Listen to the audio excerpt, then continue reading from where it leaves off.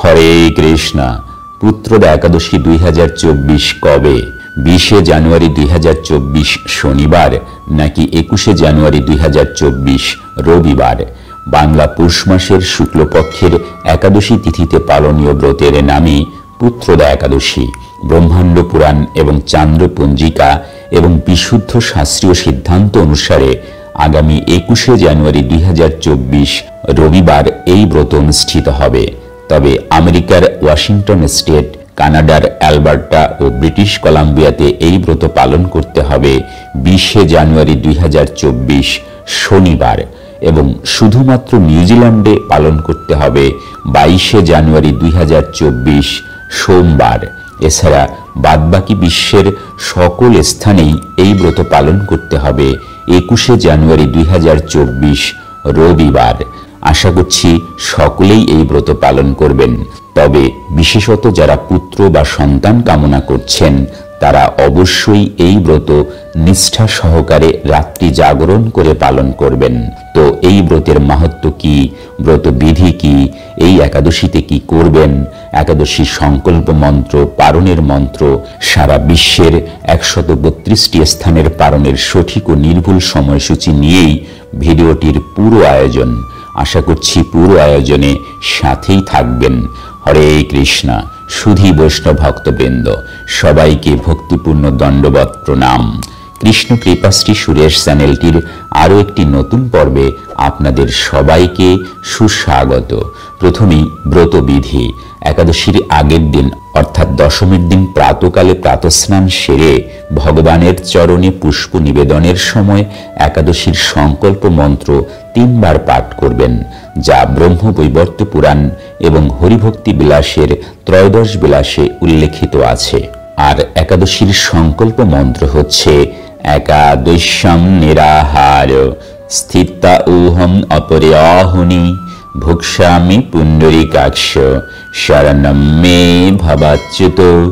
অর্থাৎ, হে পুণ্ডরীকাক্ষ, হে অচ্যুত, আমি একাদশীতে উপবাসপূর্বক পরদিন আহার গ্রহণ করব, আপনি মদীয় শরণাস্থান হন। এই মন্ত্র উচ্চারণ পূর্বক সংকল্প বা শপথ এবং প্রার্থনা করবেন এই বলে, হে ভগবান, আমি যেন আপনার সেবায় ব্রতী হয়ে একাদশী পালনে সমর্থ হই, আমায় সেই শক্তি দিন। সুধী বৈষ্ণব ভক্তবৃন্দ, যে স্থানে যে সময়ে ব্রত অনুষ্ঠিত হোক না কেন, আমরা কখনোই যেন একাদশীর মূল উদ্দেশ্য থেকে বিচ্যুত না হই, এটা সর্বদাই স্মরণে রাখতে হবে। একাদশীর আগের দিন নিরামিষ অন্ন গ্রহণ করবেন, অবশ্যই রাত 12টার পূর্বে। আপনারা প্রতিটি একাদশীই ঐকান্তিক বিশ্বাস, নিষ্ঠা এবং ভক্তি সহকারে পালন করবেন। ভগবানের শ্রী বিগ্রহের অর্চন, পূজন, সেবন করবেন, মঙ্গল আরতি করবেন, বেশি বেশি হরে কৃষ্ণ মহামন্ত্র জপ করবেন, শ্রীমদ্ ভগবদ্ গীতা ও শ্রীমদ্ ভাগবত পাঠ অথবা শ্রবণ করবেন, অধিক শাস্ত্র অধ্যয়ন করবেন, তুলসীতে জলদান করবেন, চলমান একাদশীর ব্রত মাহাত্ম্য পাঠ অথবা শ্রবণ করবেন। সর্বোপরি সম্পূর্ণ একাদশী দিনটি ভগবত সেবা এবং ভগবানকে স্মরণের মাধ্যমে অতিবাহিত করবেন। পারমার্থিক প্রসাদ অবশ্যই লাভ করবেন। নিজে একাদশী ব্রত পালন করবেন, অন্যকে পালনে উৎসাহিত করবেন। মনে রাখবেন, জীবন ও মুক্তির পাথেয় পরমেশ্বর ভগবান শ্রীকৃষ্ণ। হরে কৃষ্ণ। জয় রাধে রাধে। একাদশীর পারণের মন্ত্র। অজ্ঞান তিমিরান্ধস্য ব্রতে না নেব কেশব প্রসীদ সুমুখ নাথ জ্ঞান দৃষ্টি প্রদ ভব।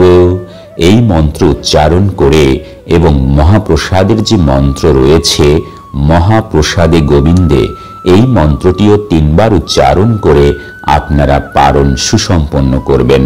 হরে কৃষ্ণ। তো এবারে পুত্রদা একাদশী ব্রত মাহাত্ম্য।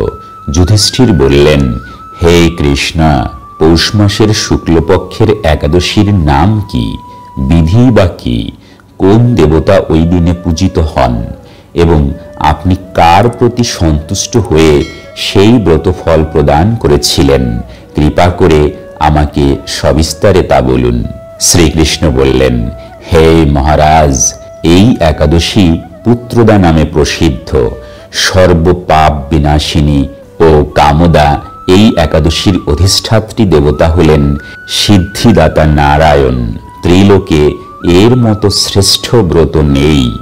এই ব্রতকারীকে নারায়ণ বিদ্বান ও যশস্বী করে তোলেন। এখন আমার কাছে ব্রতের মাহাত্ম্য শ্রবণ করুন। ভদ্রাবতী পুরীতে সুকেতুমান নামে এক রাজা ছিলেন।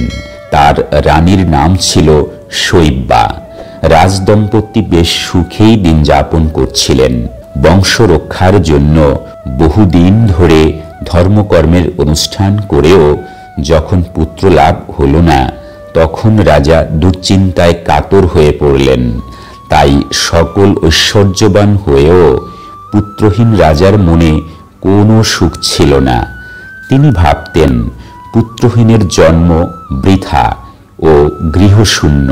পিতৃ দেব মনুষ্য লোকের কাছে যে ঋণ শাস্ত্রে উল্লেখ আছে, তা পুত্র বিনা পরিশোধ হয় না।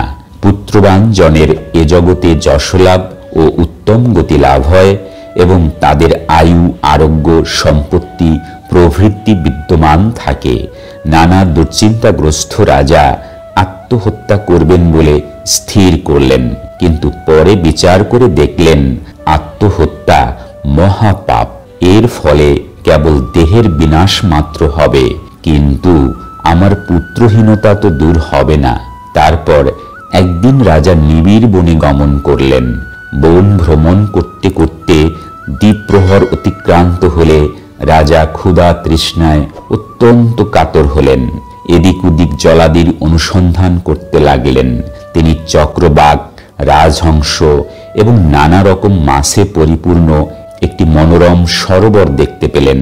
সরোবরের কাছে মুনিদের একটি আশ্রম ছিল। তিনি সেখানে উপস্থিত হলেন। সরোবর তীরে মুনিগণ বেদ পাঠ করছিলেন। মুনিবৃন্দের শ্রীচরণে তিনি দণ্ডবৎ প্রণাম করলেন। মুনিগণ রাজাকে বললেন, হে মহারাজ, আমরা আপনার প্রতি প্রসন্ন হয়েছি। আপনার কি প্রার্থনা বলুন। রাজা বললেন, আপনারা কে এবং কি জন্যই বা এখানে সমবেত হয়েছেন? মুনিগণ বললেন, হে মহারাজ, আমরা বিশ্বদেব নামে প্রসিদ্ধ এই সরোবরে স্নান করতে এসেছি। আজ থেকে 5 দিন পরেই মাঘ মাস আরম্ভ হবে। আজ পুত্রদা একাদশী তিথি। পুত্র দান করে বলেই এই একাদশীর নাম পুত্রদা। তাদের কথা শুনে রাজা বললেন, হে মুনিবৃন্দ, আমি অপুত্রক, তাই পুত্র কামনায় অধীর হয়ে পড়েছি। এখন আপনাদের দেখে আমার হৃদয়ে আশার সঞ্চার হয়েছে। এই দুর্ভাগা পুত্রহীনের প্রতি অনুগ্রহ করে একটি পুত্র প্রদান করুন। মুনিগণ বললেন, হে মহারাজ, আজ সেই পুত্রদা একাদশী তিথি, তাই এখনই আপনি এই ব্রত পালন করুন। ভগবান শ্রী কেশবের অনুগ্রহে অবশ্যই আপনার পুত্র লাভ হবে। মুনিদের কথা শোনার পর যথাবিধানে রাজা কেবল ফলমূলাদি আহার করে সেই ব্রত অনুষ্ঠান করলেন। দ্বাদশী দিনে উপযুক্ত সময়ে শস্যাদি সহযোগে পালন করলেন। মুনিদের প্রণাম নিবেদন করে নিজ গৃহে ফিরে এলেন। ব্রত প্রভাবে রাজার যথাসময়ে একটি তেজস্বী পুত্র লাভ হল। হে মহারাজ, এই ব্রত সকলেরই পালন করা কর্তব্য। মানব কল্যাণ কামনায় আপনার কাছে আমি এই ব্রত কথা বর্ণনা করলাম। নিষ্ঠা সহকারে যারা এই পুত্রদা একাদশী ব্রত পালন করবে, তারা পুত নামক নরক থেকে পরিত্রাণ লাভ করবে। আর এই ব্রত কথা শ্রবণ কীর্তনে অগ্নিষ্টম যজ্ঞের ফল লাভ করা যায়। ব্রহ্মাণ্ড পুরাণে এই মাহাত্ম্য বর্ণনা করা হয়েছে। হরে কৃষ্ণ। প্রেম চেয়ে বলুন জয় রাধে রাধে। তো সুধী বৈষ্ণব ভক্তবৃন্দ, আসুন আমরা জেনে নিই পুত্রদা একাদশী 2024-এর সারা বিশ্বের 132টি স্থানের পালনের সঠিক ও নির্ভুল সময়সূচি। আপনারা নিজ নিজ স্থানের জন্য সঠিক পালনের সময় দেখে পালন সুসম্পন্ন করবেন। ধন্যবাদ। হরে কৃষ্ণ। জয় রাধে রাধে।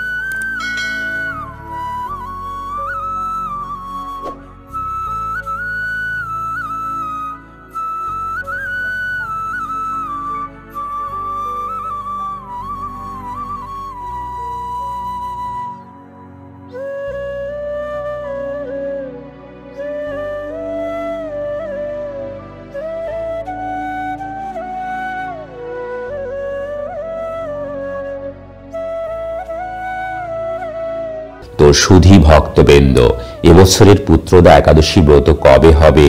পুত্রদা একাদশী ব্রতের পারণ কখন, কোন দিন করবেন? সংকল্প মন্ত্র, পারণ মন্ত্র কি?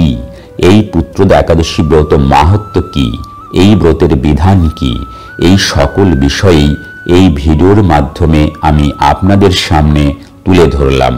এই দুর্লভ মানব জীবনকে সার্থক করে তুলতে সর্বদা কৃষ্ণ ভাবনায় সম্পৃক্ত থাকুন, ভালো চিন্তা এবং কাজ করুন। মনে রাখুন, জীবন ও মুক্তির পাথেয় পরমেশ্বর ভগবান শ্রীকৃষ্ণ। আর তাই এই ভিডিওটি ভালো লাগলে আর জীবন চলার পথের যে কোনো কঠিন সমস্যা ও পারমার্থিক জিজ্ঞাসার সহজ ও সঠিক সমাধান পেতে চ্যানেলটি সাবস্ক্রাইব করে বেল আইকনে ক্লিক করে রাখুন। লাইক, শেয়ার এবং কমেন্ট করুন। আজকের পর্বটি এখানেই সমাপ্তি ঘোষণা করছি। দেখা হবে পরবর্তী কোনো আকর্ষণীয় পর্বে। ততক্ষণ পর্যন্ত আপনারা সকলেই ভালো থাকুন, সুস্থ থাকুন। হরে কৃষ্ণ, হরি বল, প্রেম চেয়ে বলুন রাধে রাধে, জয় রাধে।